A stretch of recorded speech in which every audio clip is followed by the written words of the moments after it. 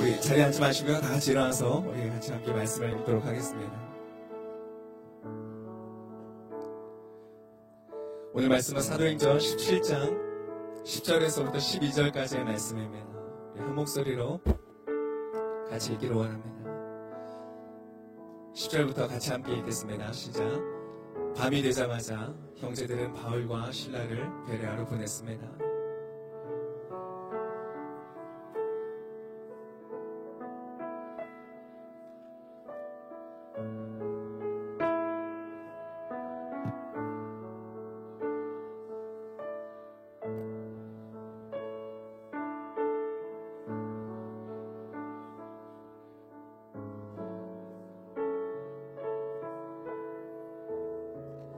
아멘. 오늘은 이 말씀을 통하여서 여러분이 21세기를 살아가는 여러분이 정말로 투자해야 되는 것은 무엇인가?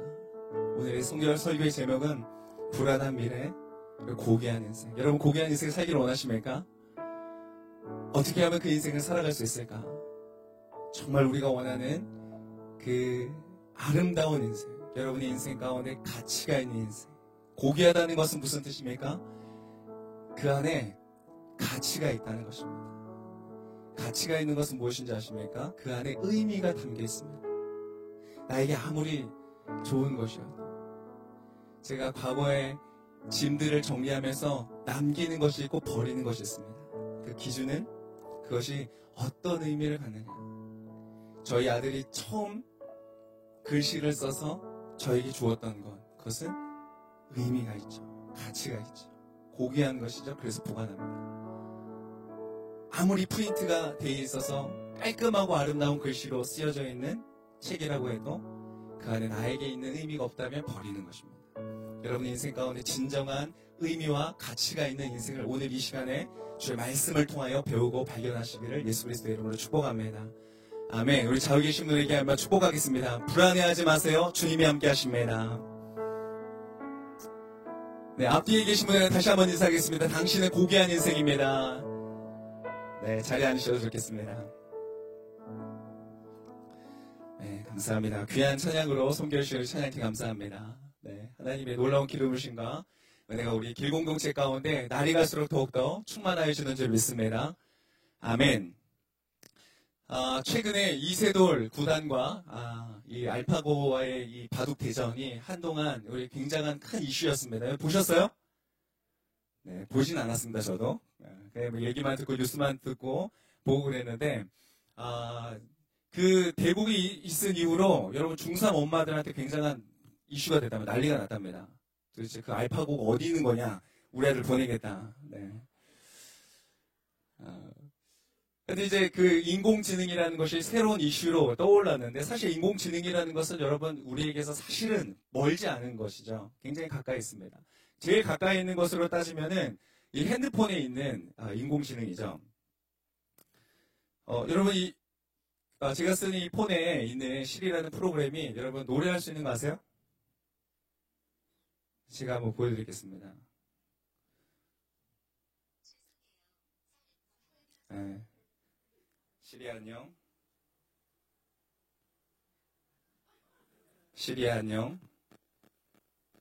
반가워요. 네, 반갑다 그러네요. 비트박스 한번 해볼래? 연습 중인 비트박스예요. 북치기 박치기 북치기 박치기 박치기 북치기 박치기 북치기. 전 이거 하루 종일 할 수 있어요. 박치기 북치기 박치기. 네. 아셨어요? 비트박스 할 줄 알고 랩도 할 줄 압니다. 나중에 한번 시켜보세요. 여러분 사람들이 왜 이런 것들을 만들어낼까요? 핸드폰에 또 우리에게 가까이 있는 것에 우리도 알지 못하는 사이에 많은 인공지능이 들어와 있습니다. 지금 현재 이미 이루어지고 있는 주식시장에서요. 자본주의의 꽃은 주식에 있죠. 주식을 보면 굉장히 많은 이 사회의 것들을 볼 수 있습니다. 그래서 제가 옛날에 주식을 해봤어요. 재밌더라고요. 오래 할 건 아닌 것 같아요. 주식을 봤는데 지금 지금 현재 주식시장에서 40% 이상의 포션이 사람이 아닌 인공지능이 거래를 하고 있습니다. 이미 인공지능이라는 것은 굉장히 많이 우리 안에 와 있죠. 여러분의 잘 사용하신 SNS, 페이스북에도 여러분이 관심 있는 기사들, 여러분이 구글 검색을 할 때 여러분이 자주 찾아봤던 여러분이 관심 있을 만한 기사들을 먼저 올려주는 것도 모두 다 인공지능이 이미 하고 있는 것입니다. 때때로는 나보다 나를 더 잘하는 것 같은 인공지능 이런 걸 만나는 것이죠. 어느새 이제 우리에게 굉장히 많이 가까워져 있는데 사람들이 이것을 왜 만들까? 이걸 왜 만들까요? 왜 만들까요? 바둑 기사들의 직업을 뺏기 위해서? 그렇지 않죠. 왜 만들까? 한마디로 말하면 쉽게 말하면 이것입니다. 인간이 행복하기 위해서입니다. 삶을 편안하게 하고 편리하게 만들어서 사람으로 하여금 행복한 삶을 살도록 하기 위해서 만드는 것이죠. 여러분 근데 이 기술이 발전하고 발전할수록 지금 행복을 느끼고 있습니까? 이상하게 이 시대의 이 반만년의 한반도 이 역사 중에 우리는 가장 큰 부유한 시대를 살아가고 있는데 너무나 많은 사람들의 삶이 좌절하고 있는 시대를 살아가죠. 참 이상한 것 같습니다. 여러분 이 미래도 사실 밝지 않습니다. 이번에 이 이세돌 구단과의 이 대국을 통해서 이 알파고의 거의 뭐 아주 처절한 패배를 물론 1승을 해서 그나마 다행이었지만 저는 아찔합니다. 다 졌으면 진짜 이 분위기가 어땠을까? 거의 뭐 절망적인 분위기가 아니었을까? 한 번의 승리를 통해서 이 시작할 때는 뭐 이제 아직은 아니다. 아직은 인공지능이 인간을 이길 때가 아니다라고 말했지만 게임이 진행될수록 3연패를 하면서 끝나고 나니까 1승이 너무 값진 거예요. 인간의 위대한 도전. 이게 신문에 뉴스가 뜨더라고요. 전혀 반대가 됐어요. 여러분, 이 2014년에 이제 옥스퍼드 대학에서 10년 후에 사라질 직업들을 좀 골라봤습니다. 10년 후에 뭐 보셔서 알 거예요. 그 중에 보니까 미국에 있는 총 고용자들 수의 47%의 사람들의 직업들이 자동화가 될 것이다. 지금 현재 47%에 있는 사람들의 일들이 기계로 전환이 될 것이다. 이렇게 얘기를 하고 있어요. 여러분 들어보셨죠? 지금 우리가 가지고 있는 직업의 굉장히 많은 절반에 가까운 수의 직업들이 사라질 것이다. 택시라든지 트럭 운전하는 것들 기본적으로 여러 가지 예측들이 오고 있습니다. 그리고 10년 후에 이 전 세계에서 상위 10개의 직업, 상위 아주 인기가 많고 많은 사람들이 일하게 되는 상위 10개의 직업은 지금 현재 알려지지 않은 직업일 것이다. 뭔지 모르는 직업이 그때는 상위 10개 안에 들어갈 것이다. 그리고 심지어는 의사도 그렇다는 거 아세요? 이 인리틱이라는 회사가 2014년에 만들어졌는데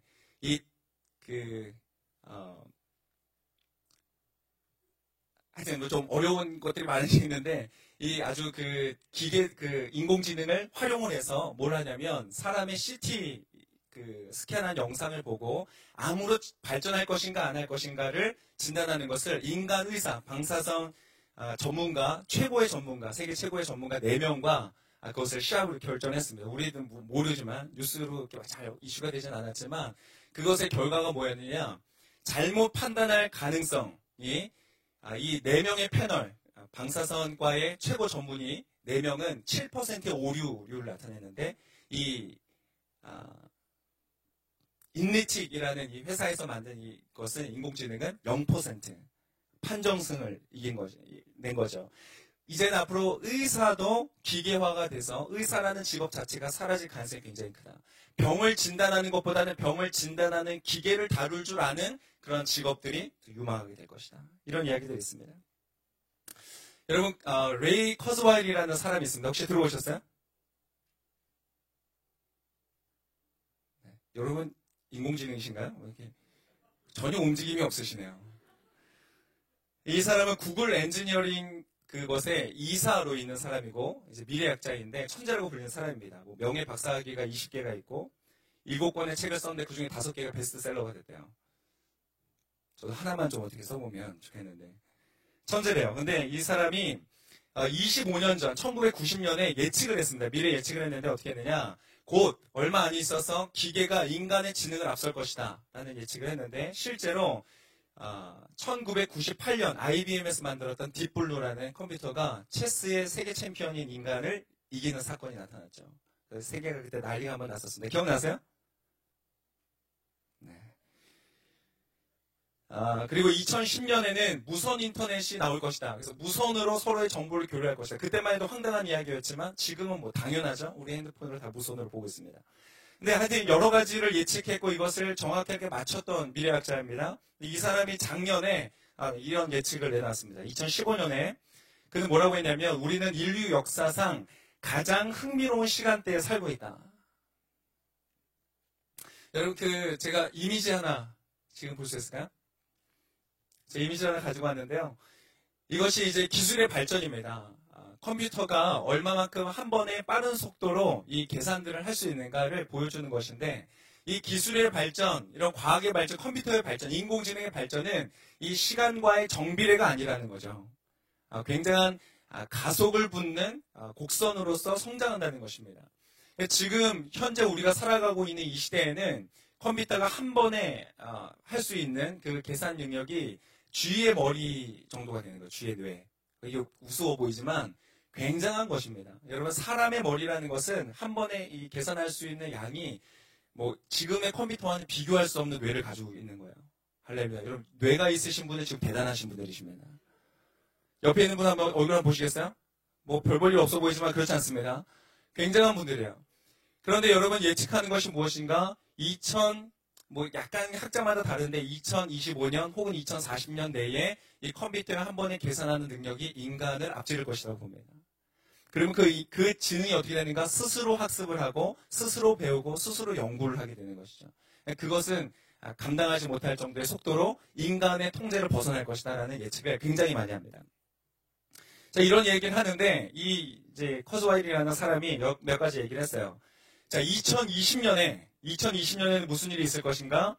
대부분의 질병이 소멸할 것이다. 4년 남았습니다, 여러분. 대부분의 질병이 나노봇이라는 기계를 통해서 세포보다 더 작은 기계들을 통하여서 암이든 그것이 뭐 어떤 질병이든 대부분이 치유가 가능한 상황이 될 것이다. 그리고 그때쯤 되면 고속도로에서 인간의 운전은 금지될 것이다. 인간이 더 사고를 많이 내기 때문에 금지할 것이다. 2040년은 조금 더 끔찍합니다. 우리에는 대뇌 심피질, 주로 생각을 하고 정보를 교환하는 그 심피질이 이 클라우드에 있는 합성 심피질, 만들어낸 심피질과 함께 무선으로서 정보를 교류할 것이다. 할렐루야. 많은 걸 기억하지 않아도 돼요. 사람 외우기 너무 힘들어하는 저로서는 정말 할렐루야, 빨리 왔으면 좋겠습니다. 이런 시대가. 그래서 인간의 지능이 높아질 것이다. 이렇게 봅니다. 그리고 예측을 한 거예요. 그리고 30년 후를 또 예측을 했는데 30년 후면 여러분 대부분 우리 나이가 60살에서 70살 정도 되는 때입니다. 다행히 내 한창은 지나갔구나. 그렇지 않습니다. 지금 현재 60살인 사람이 대표적인 사람 중에 찾아보니까 성룡이더라고요. 작년에 영화 찍었습니다. 70살인 사람이 있던데 아놀드 슈왈츠제네거입니다. 작년에 터미네이터 찍었습니다. 여러분, 앞으로 30년 후 우리는 결코 지나간 때가 아니라 한창을 살아가고 있을 나이인데요. 그 30년 후에는 어떻게 되는가? 아까 말했던 뇌신경 과학자들이 추정한 인간 두뇌의 이 계산하는 용량을 컴퓨터가 앞질러서 그 컴퓨터의 가격이 100만 원 정도도 안 될 것이다. 집집마다 인간의 뇌 수준으로 연구하고 공부하고 할 수 있는 컴퓨터를 가지게 될 것이다. 라고 말했다는 것이죠. 더 끔찍한 얘기는 인간이 원하는 어떠한 개체라도 합성 생물학이라는 이것을 통하여서 만들어낼 수 있다. 그것이 개든 고양이든 인간이 생명을 만들어낼 수 있다. 이렇게 얘기를 합니다. 얼마 남지 않았습니다. 할렐루야. 재밌는 것 중에 하나는 드론이죠. 요즘에 드론은 이제 앞으로 1인 1 드론의 시기, 무인기의 시대가 올 것이다. 지금 마치 한 사람 자동차를 다 몰고 다니는 것처럼 그때는 드론이 움직일 것이다. 지금 현재 실제로 미국에서 아마존에서는 이 드론을 통해서 택배 배달할 것을 지금 계획 중에 있고 테스트 중에 있습니다. 곧 오픈을 할 예정인데 뭐 얼마 안 비쌉니다. 한 10,000원 정도면은 드론으로 택배가 옵니다. 그날 주문을 하면 그날 30분 내로 드론이 택배물을 갖고 오는 거예요. 이런 시대가 얼마 안 남았습니다. 할렐루야. 이게 경직되셨어요? 네. 여러분, 근데 이런 것은 무수히 많은 윤리적인 문제를 가져오기 때문에 사람들에게 사실 많은 두려움과 불안함을 주고 있습니다. 여러분, 지금 현재 이미 복제가 이루어지고 있는 거 아시죠? 양이 복제된 지 벌써 꽤 된 것 같은데 최근 기록을 보니까 우리나라의 서울대 병원의 동물병원과 수암연구원이라는 곳에서 이미 700마리 이상의 반려견들을 복제했다고 합니다. 그러니까 최근에는 이제 영국에서 한 노부부가 자기가 키우던 강아지가 뇌종양으로 죽었는데 그것을 의뢰를 해서 복제를 했습니다. 인터뷰를 했는데 그렇게 얘기했다죠. 원래 있던 그 강아지와 똑같이 닮았다. 이미 그것이 상업적으로 이렇게 되고 있습니다. 왜 우리나라까지 와서 했는가? 지금 현재 상업적으로 복제해 주는 곳은 우리나라밖에 없답니다. 전 세계에서. 할렐루야. 대단하죠? 이런 나라입니다, 저희가. 대단한 나라예요. 자, 중국에서 최근에 인간의 수정란과 배아를 대상으로 유전자 편집을 시도한 사건이 있었습니다. 전 세계가 한번 이것 때문에 논란이 있었는데요. 그래서 작년 불과 3개월 전 2015년 12월에 미국에서 인간 유전자 편집 국제 정상회의라는 회의가 열렸습니다. 정상들 바빠요. 갈 데가 많아. 그때 이 사람들이 치열한 논쟁을 하고 나서 결과를 냈는데 뭐라고 했느냐. 인간 배아나 생식세포를 편집해 임신에 사용해서는 안 된다. 왜냐하면 DNA가 조작된 채로 어떤 인간이 나올지 모르기 때문에 임신을 해서는 안 된다. 그러나 이거는 좀 많이 발전했어요. 그 외에 임상 연구는 용인된다. 인간의 배아와 수정란을 통하여서 연구하는 것이 제가 대학생 때만 해도 이것이 굉장히 윤리적인 논쟁이었거든요. 왜냐하면 배아를 가지고 조작한 다음에 임신을 시키면 그게 인간으로 나오거든요. 이미 여러분 복제 인간이 다니고 있을지 몰라요. 너 지난번에 누가 닮은 것 같은데 조심하셔야 돼요. 여러분 사람들은 지금 이 일들 때문에 굉장히 많은 두려움을 가지고 있습니다. 이렇게 이야기를 하더군요. 미래에는 아직 정의되지 않은 문제들을 다룰 것이다. 아직 정의되지 않은 인간들이 다 이해하고 소화할 수 없는 내용들의 이야기들이 이미 우리 현실 가운데 와서 경험하게 될 것이다. 지금 우리가 그 중에 하나 경험하는 것 중에 하나가 동성애죠. 우리가 논리적으로 서로 정의되지 않고 합의되지 않은 이슈들이 이미 우리 현실 가운데 와서 그 윤리적인 문제가 해결되지 않은 채 우리와 공존하고 있는 상황을 우리가 살아가고 있습니다. 앞으로는 그것과는 비교할 수 없을 정도로 훨씬 더 혼란스러운 일들이 있을 것이다. 그 미래를 바라볼 때 우리는 미지의 세계와 같다.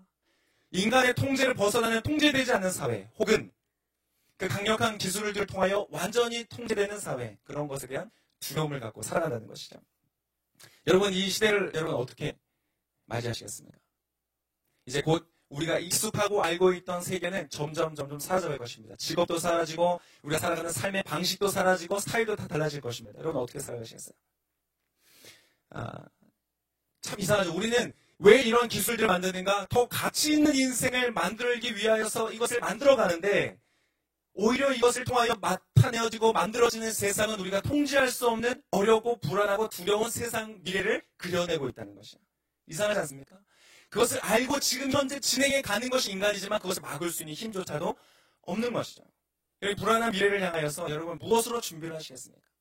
저는 이 시대를 바라보면서 어떤 생각이 나느냐. 마치 우리가 앞으로 만날 여러분이 그리고 나의 자녀들이 만날 이 세상은 어떤 세상과 같냐. 마치 크리스찬들에게 바벨론과 같은 시대이다.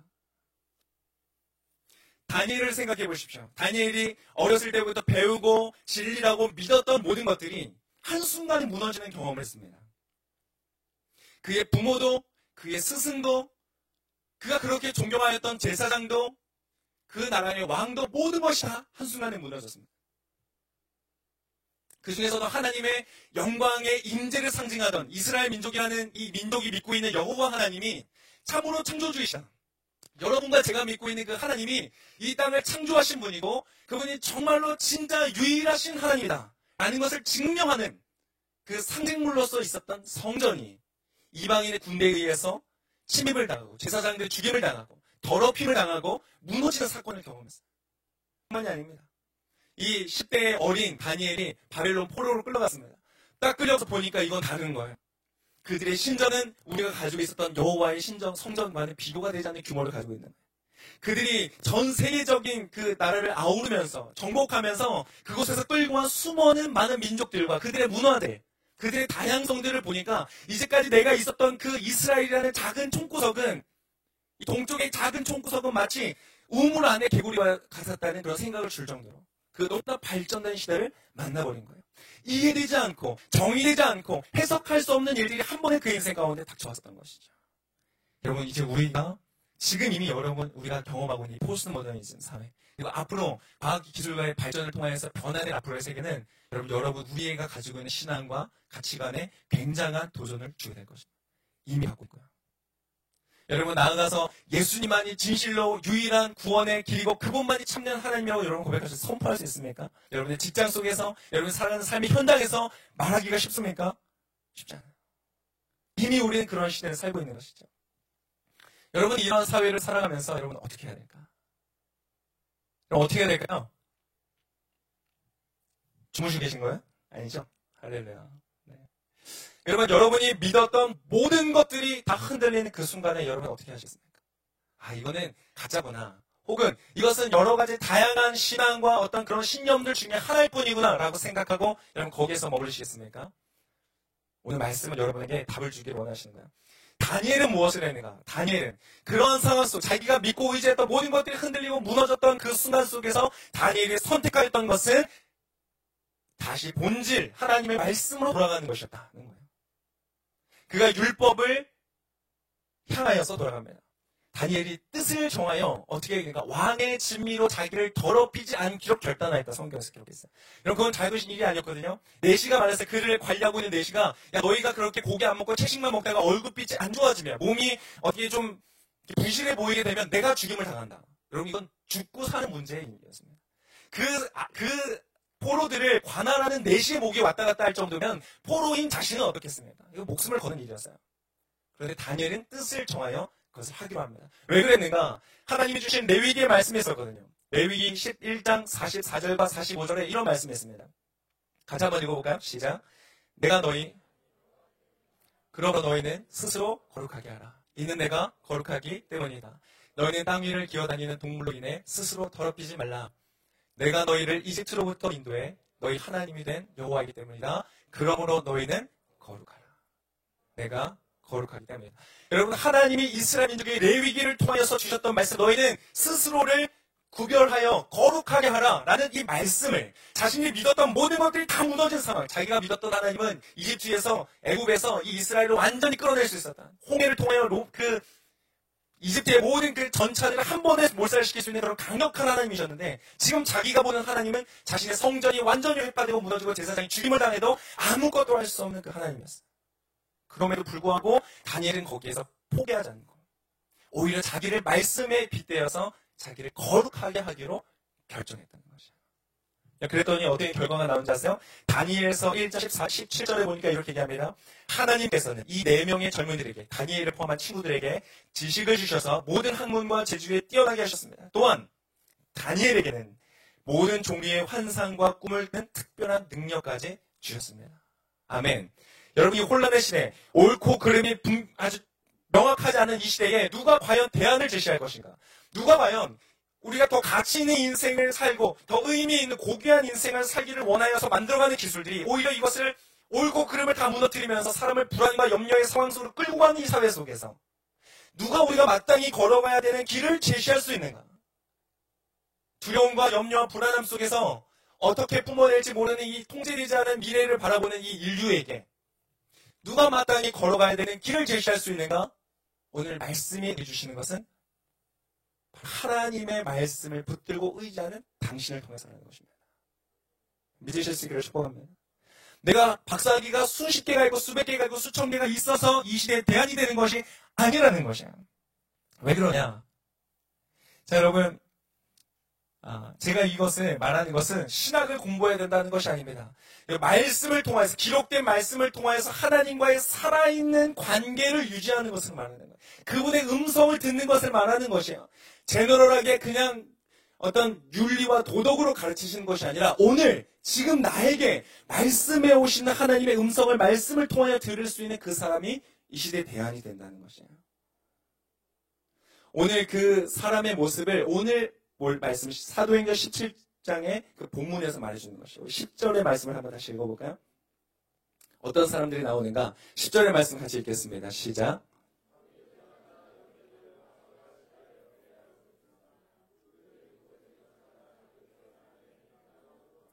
자, 베레아라는 곳으로 들어갔는데 그 사람들이 어떤 사람들이었느냐 11절의 말씀에 보면 이렇게 설명하고 있습니다. 11절 같이 읽겠습니다.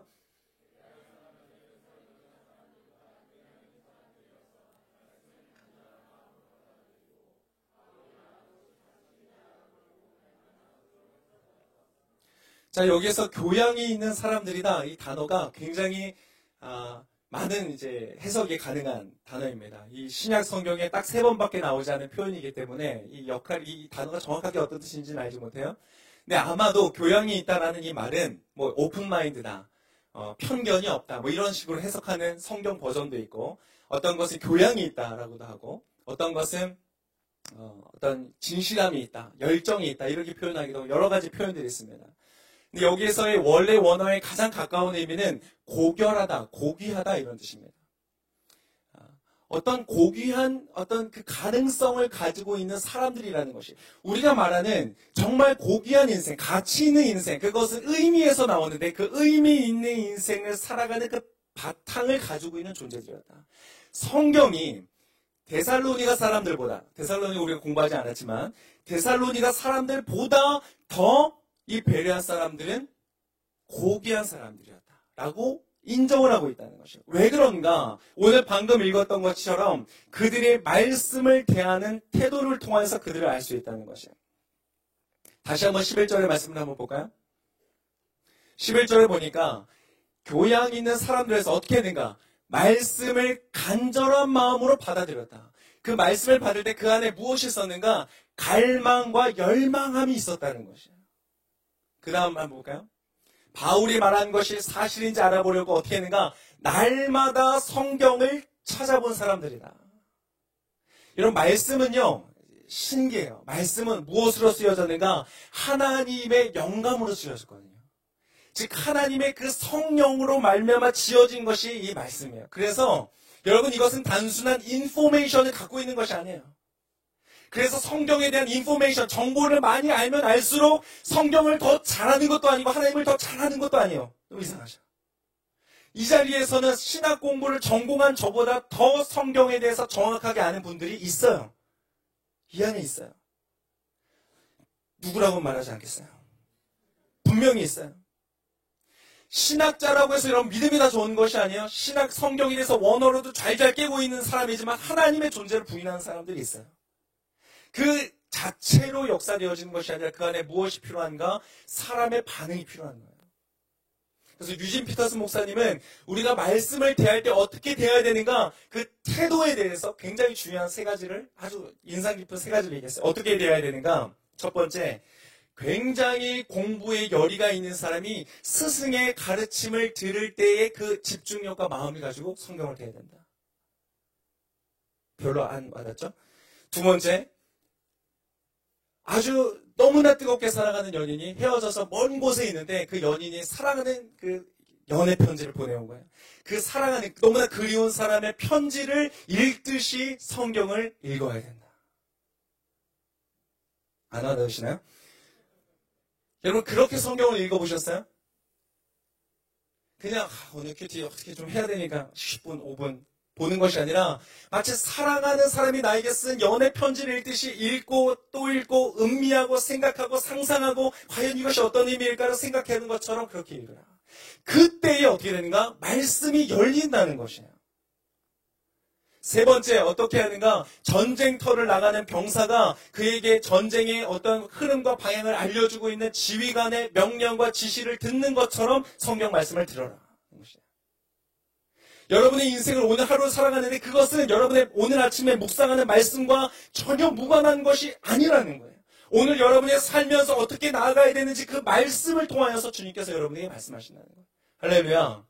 그럼 왜 말씀인가? 21세기를 살아가는데 벌써 지금 몇 년 전에 쓰여진 거예요. 긴 거는 5,000년 전에 쓰여진 거예요. 그걸 어떻게 이 시간에 우리가 이 시대의 것을 바라보면서 믿을 수가 있는가? 왜 말씀인가? 놀라운 거예요. 왜 그런지 아세요? 이 말씀은 이 세상을 창조한 하나님의 능력이기 때문에 그래요. 하나님이 세상을 어떻게 창조하셨어요? 말씀으로 창조하셨어요. 너무 신기한 거예요. 사람들이 로봇을 개발하고 뭔가 창조하고 인공지능을 만들어내면서 뭔가 물건들을 만들어내면서 깨닫는 것이 무엇인가? 아, 이것이 메시지로 통하여서 만들어졌다는 거예요. 여러분 제가 옷을 입고 있는데 이 옷에는 원래 이 옷에 디자인이 있었을까요? 없었을까요? 한 디자이너가 가위를 들고 오늘 가위가 가는 대로 잘라봐야지 막 잘랐더니 옷이 딱 나왔을까요? 그렇지 않죠. 그 안에 이미 그 사람의 머릿속에 그림이 있고 디자인이 있고 어떤 각도의 어떤 색깔의 어떤 모양인지가 그 내용이 들어가 있는 것이에요. 자, 이것을 만들어 보니까 여러분 지금 TV 중계를 보고 있는데 여러분 제가 어떻게 저기 있을 수가 있죠? 저희 어머니가 어렸을 때 중학생 때쯤에 그때 처음 라디오라는 게 나왔대요. 라디오가 나오는데 너무 신기한 거예요. 라디오에서 막 말소리가 나고 여자 목소리가 막 나오는 거예요. 이 안에 여자아이가 사는구나. 그래서 저희 어머니가 그 여자아이를 살리기 위해서 배고프겠다. 밥알을 막 라디오 안에 막 주셔주셨대요. 밥 먹으라고. 스피커에다가 밥알을 막 밀어놨대요. 재미없어요? 네. 여러분, 우리가 너무나 익숙하지만 저게 어떻게 제가 나올 수 있는 것이죠? 저 카메라에서 이 영상을 담아서 그것을 메시지화하는 거예요. 그 안에 내용을 담는 거예요. 그것을 받아가지고 다시 제프로 해석해서 영상으로 보여주니까 저게 나오는 거예요. 우리 가운데 이루어져 있는 것을 보니까 실제로 메시지로 인하여서 만들어지더라는 것이에요. 신기하지 않으세요? 하나님은 지금도 이 세상을 어떻게 하고 계시는가? 말씀으로 만물을 붙드신대요. 할렐루야. 여러분, 왜 지구가 도는 것 같아요? 왜 태양 주위를 돌고 있을까요? 그 도는 힘이 어디서 나요? 지구가 자전하는 속도가 엄청나게 빠르다는데 이 자전하는 속도가 도대체 어디서부터 나오는 것일까요? 세상 사람들은 말할 수가 없어요. 자연이 그렇다. 원래 그러하였다. 그러나 그렇지 않아요. 하나님께서 지금도 이 땅 가운데 하나님의 동력으로 역사하고 계시기 때문에 가능한 것이에요. 하나님의 말씀이 지금 이 땅을 구성하고 있는 것이에요. 그것이 말씀이에요. 할렐루야. 그런데 그 하나님께서 그 말씀을 기록하여서 우리 가운데 특정한 메시지를 주시기 위해서 한 권의 책을 만드셨어요. 이것은 그냥 단순히 글로 이루어져 있는 것이 아니라 살아 역사하는 그 안에 능력이 담겨져 있는 것이에요.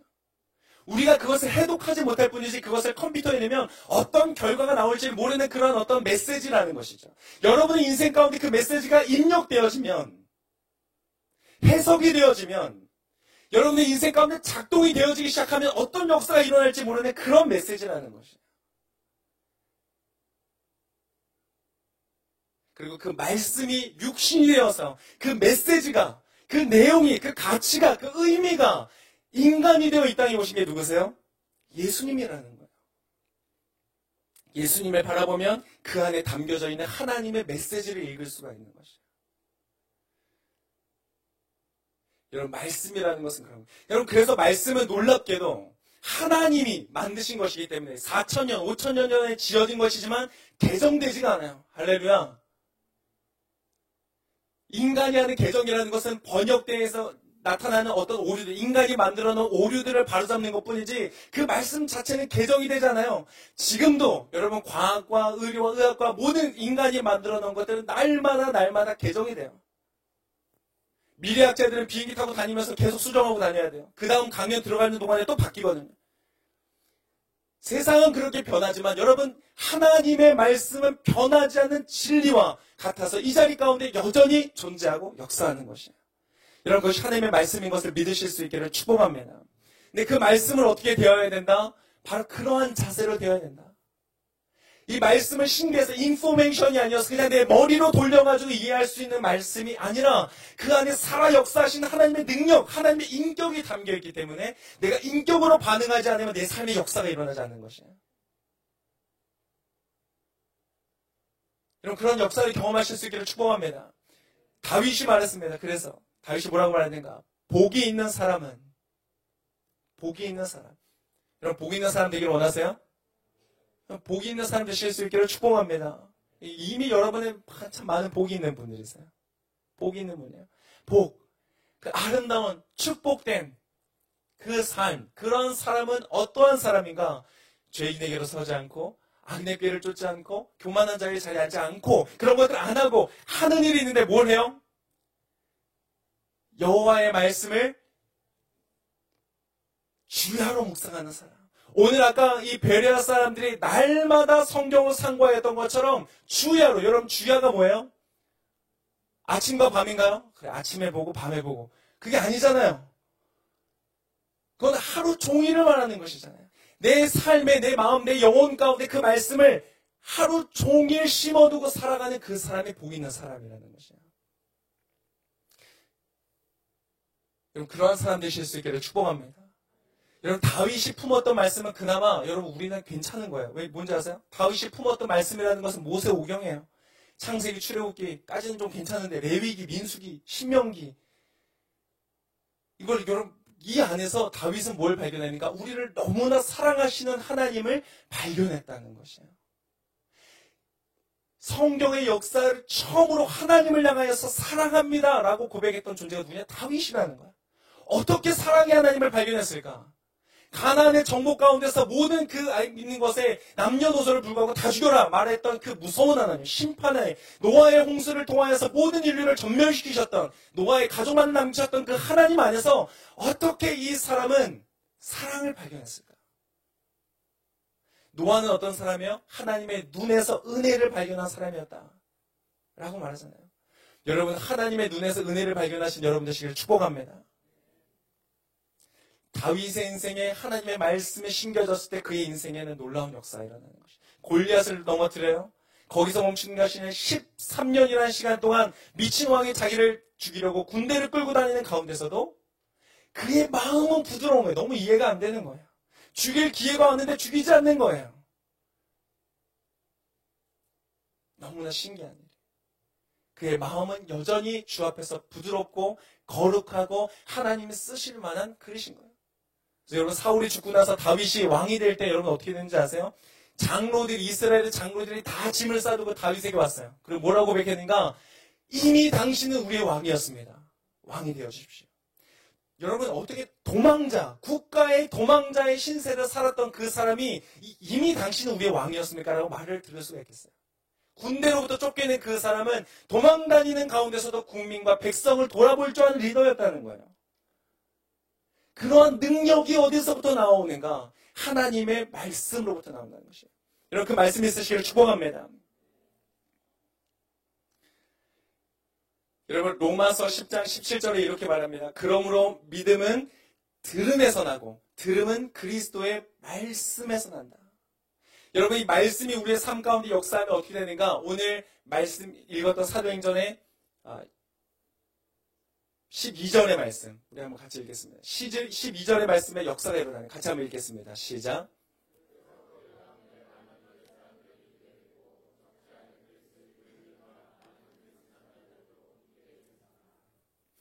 여러분, 이 사람들이 말씀을 열심히 연구하고 말씀을 듣고 그 마음 가운데 새기다 보니까 무엇이 생겼는가? 믿음이 생긴다는 거예요.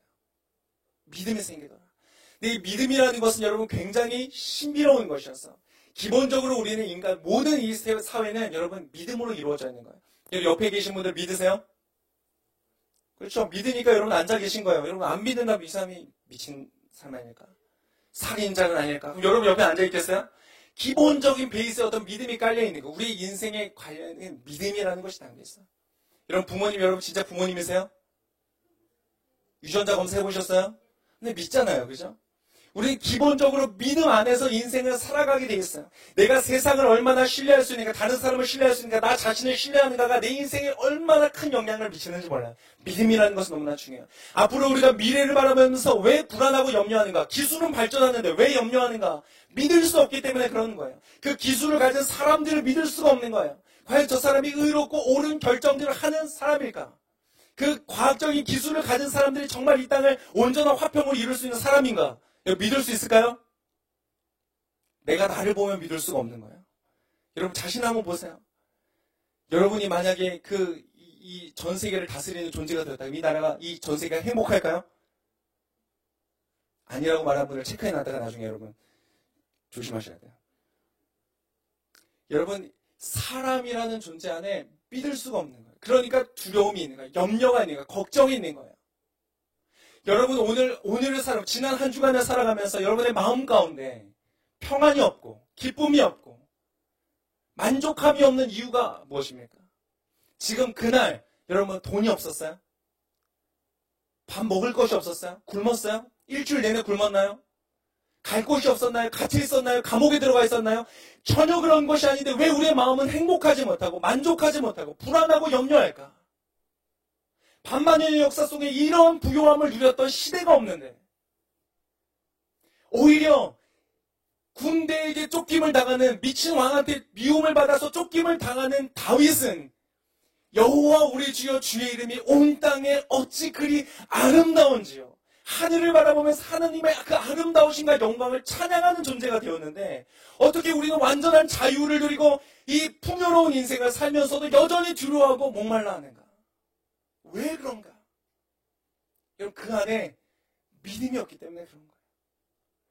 미래에 대한 한동안 이슈가 됐던 단어 중에 하나가 보장이라는 단어였어요. 보장. 인생을 보장해드립니다. 보장해드립니다. 사람들은 보장을 갈망하는 거예요. 뭔가 믿기를 원하는 것이죠. 그러나 변함이 없고 참된 진리가 되셔서 우리의 인생을 진정한 보장으로 이끄실 수 있는 것이 하나님의 말씀인 것을 믿으실 수 있기를 축복합니다. 그래서 성경은 뭐라고 하니까 여러분 이 믿음이 얼마나 아름다운 것인가. 내가 믿잖아요. 그 믿음이 나를 더 큰 믿음으로 인도하는 거예요. 여러분 앞으로 만날 우리가 예측할 수 없는 이 시대, 저는 그래서 이 시대를 마지막 때라고 부르겠습니다. 정말 예수님 다시 오실 날이 얼마 남지 않은 이 시대에 사람들이 컨트롤할 수 없는 그런 통제가 안 되는 그런 미래 사회, 물론 좋고 물론 아름답고 물론 선한 것도 있겠지만 여러분 더 큰 위기들이 있을 거예요. 그런 시대를 맞이하는 우리의 인생 가운데, 불안한 미래를 바라보는 우리의 인생 가운데 여러분 우리의 인생을 굳건한 믿음 위에서 미래를 바라보면서 이 시대 사람들에게 진정한 대안을 제시할 수 있는 능력이 있는 사람들, 그런 사람들 어떤 사람들이냐. 오늘 로마서 1장 16절과 17절에 보니까 이렇게 말씀을 하고 있어요. 같이 한번 읽어보겠습니다. 시작. 나는 복음을 부끄러워하지 않습니다.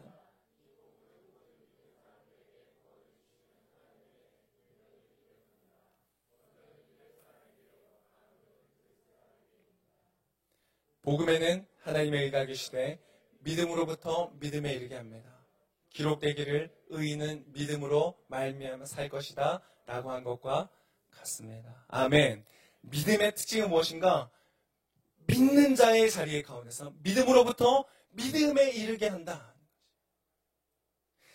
다니엘이 하나님의 살아계심을 믿기로 결정하고 하나님의 그 앞에 뜻을 정하여서 앞에 나아갔을 때 어떻게 됐어요? 하나님이 환상과 꿈을 해석할 수 있는 지혜를 주셨다.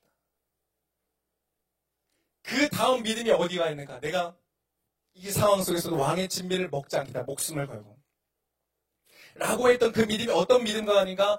느부갓네살 왕이 꿈을 꿨는데 해석을 아무도 할 수 없어서 보여줄 수 있는 사람이 없어서 모든 사람을 다 죽이겠다. 국가적 위기 상황에 온 거예요. 모든 고위 관료직들을 다 죽여라.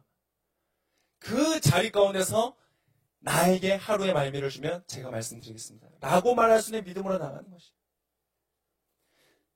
어린 양을 물고 가는 사자의 입을 찢고 싸우던 그 다윗이 그 믿음을 통하여서 골리앗과 같은 왕이 나타나서 그런 거대한 대적이 나타났을 때 그 적과 내가 싸우겠다고 주변에 있는 모든 사람들이 너 미쳤다고 말했죠. 집에나 가라고 했죠. 어린애는 집에나 가라고 말했지만 그럼에도 불구하고 담대하게 설 수 있는 그 믿음 가운데로 나아갔던 것이죠. 그 믿음은 또 어디로 이끌습니까? 골리앗을 무너뜨렸던 그 믿음은 사울과 같이 악함으로 자기를 대하는 존재를 똑같이 미워하여 악으로 갚지 아니하고 하나님의 온전한 부르심과 소명을 이루어 성취하는 자리 가운데 나아가도록 하는 그 믿음이 되었다는 것이에요. 여러분 오늘 무엇을 믿고 계십니까? 여러분이 오늘 그 믿는 그 작은 하나님의 말씀을 향한 믿음이 여러분을 더 큰 믿음으로 인도하여 줄 줄을 믿습니다. 그럼 여러분 앞에 인생 가운데 다가올 21세기에 이 거대한 불안한 미래 가운데 10년 후, 20년 후 모든 사람들이 갈 바를 알지 못하고 헤매이고 있을 때 무엇이 옳은지 무엇이 그른지 무엇이 우리의 인생으로 하여금 고귀하게 만드는지 알지 못하여서 선악과를 따먹는 아담과 하와처럼 죄와 악을 먹고 마시는 이 시대가 될 때에 여러분이 야말로 유일하게 진정 우리 인간이 고귀한 인생을 살아가기 위해서 어떻게 살아야 되는지 그 길을 제시하고 대안을 제시하고 하나님의 지혜와 총명으로 영향력을 끼치는 주의 믿음의 사람이 될 줄을 믿습니다. 아멘. 그것을 믿고 소망하시는 분들 우리 자리에서 한번 같이 기도하기를 원합니다.